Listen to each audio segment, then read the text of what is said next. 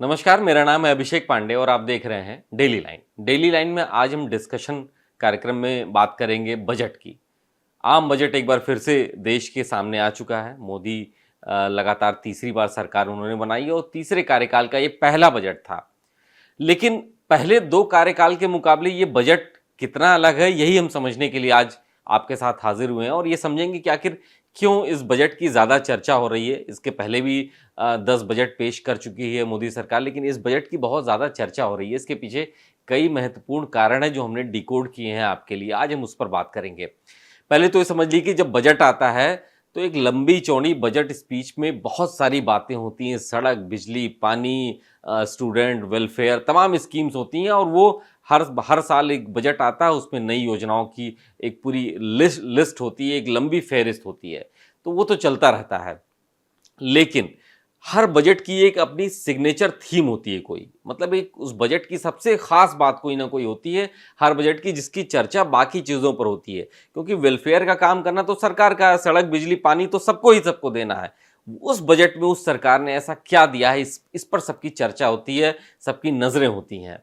तो हमने जब देखा कि इस बार जो बजट मोदी सरकार जो तीसरी बार सत्ता में आई है लगातार, उसका जो पहला पूर्ण बजट है ये, इसमें खास बात क्या है?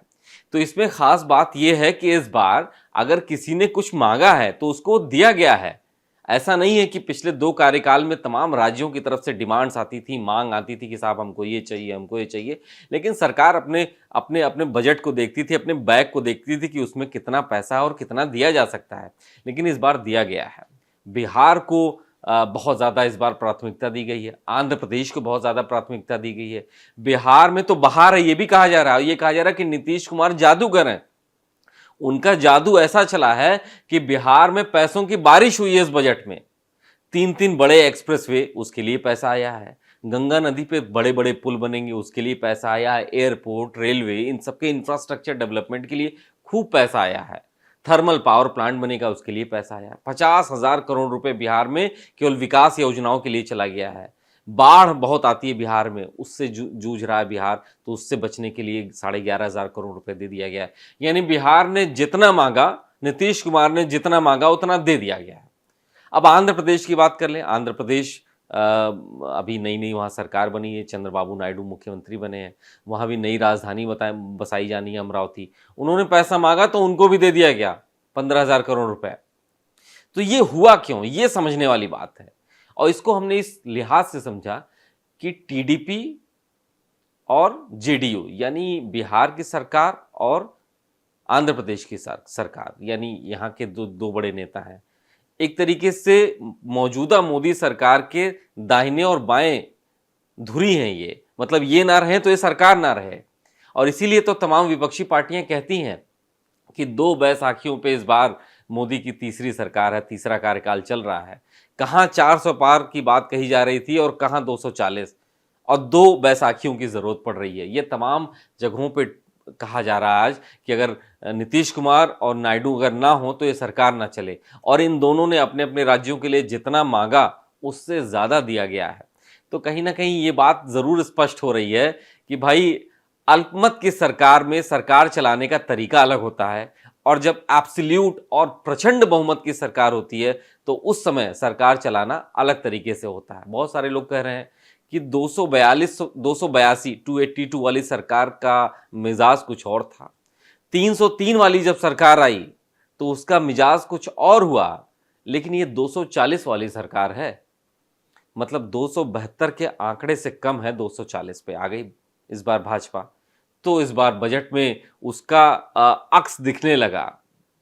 बहुत सारे लोग कह रहे हैं कि भाई जब आदमी इस तरीके की सरकारें होती हैं तो वेलफेयर के काम ज़्यादा होते हैं, बहुत ज़्यादा काम होते हैं वेलफेयर के। अब मैं आपको कुछ चीज़ें बता दूं, जैसे बजट की प्राथमिकताएं इस बार क्या कह दी। जैसे निर्मला सीतारमण आई, उन्होंने कहा कि हमारी 9 प्राथमिकताएं हैं। कृषि क्षेत्र में काम करना है, रोजगार, कौशल विकास, समावेशी ऊर्जा संरक्षण, शहरी विकास, नवाचार, अनुसंधान, नई पीढ़ी के लिए काम करना है।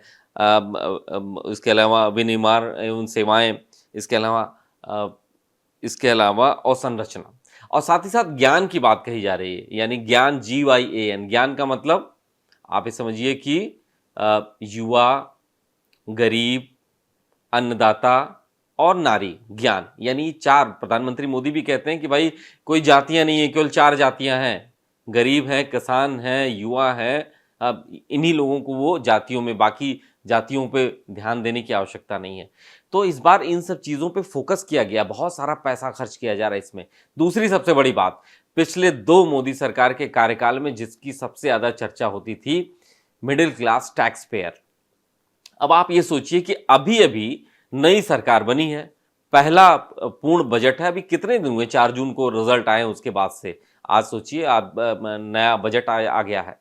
तो कोई सोच भी नहीं सकता था कि टैक्स स्लैब जैसी चीज को कोई छुएगा। अमूमन माना जाता है कि जब कोई चुनाव नजदीक रहता है, जब कोई ऐसा बड़ा वक्त होता है कि किसी बड़े राज्य में चुनाव है या फिर केंद्र का चुनाव है या फिर कोई ऐसी बड़ी बात होने जा रही है, तब तब मिडिल क्लास को छुआ जाता है, उनके बारे में याद किया जाता है। अभी ऐसा कुछ भी नहीं है, लेकिन आप देखिए कि मिडिल क्लास को इस बार छुआ गया है। टैक्स स्लैब में, न्यू टैक्स रिजीम में बदलाव किया गया है, कुछ राहत दी गई है, लेकिन दी तो गई है। यानी ये बात वही हो गई कि जब एक ऐसी सरकार बनती है, जब एक गठबंधन की सरकार बनती है, तो उसमें बहुत सारी चीजें ऐसी होती हैं जिसमें सबकी बात आपको माननी पड़ती, सबका ख्याल रखना पड़ता है। और बहुत सारे लोग कहते भी चले आए हैं कि जब आप बहुत बड़े मैंडेट में रहते हैं तो आपको बहुत सारी चीज़ें दिखाई नहीं देती हैं, या फिर आप अपने एजेंडे पर रहते हैं, आपका अपना जो मुख्य एजेंडा रहता है उस पर लागू करने की कोशिश करते हैं, बाकी चीज़ें आप किनारे रखते हैं। लेकिन जब गठबंधन की सरकार होती है, मसलन अगर जेडीयू ना हो, बिहार में नीतीश कुमार ना हो सहयोगी, चंद्रबाबू नायडू आंध्र प्रदेश से सहयोग ना कर रहे हो, तो क्या मोदी तीसरी बार प्रधानमंत्री बन सकते थे? बिल्कुल नहीं बन सकते थे। ये भाई 2 गठबंधनों की जरूरत पड़ी है, तब आज वो सत्ता में है। तो यही फर्क है कि 282 की मोदी सरकार, 303 की मोदी सरकार और 240 की मोदी सरकार में क्या अंतर है, ये महसूस किया जा रहा है, बजट में देखा जा रहा है।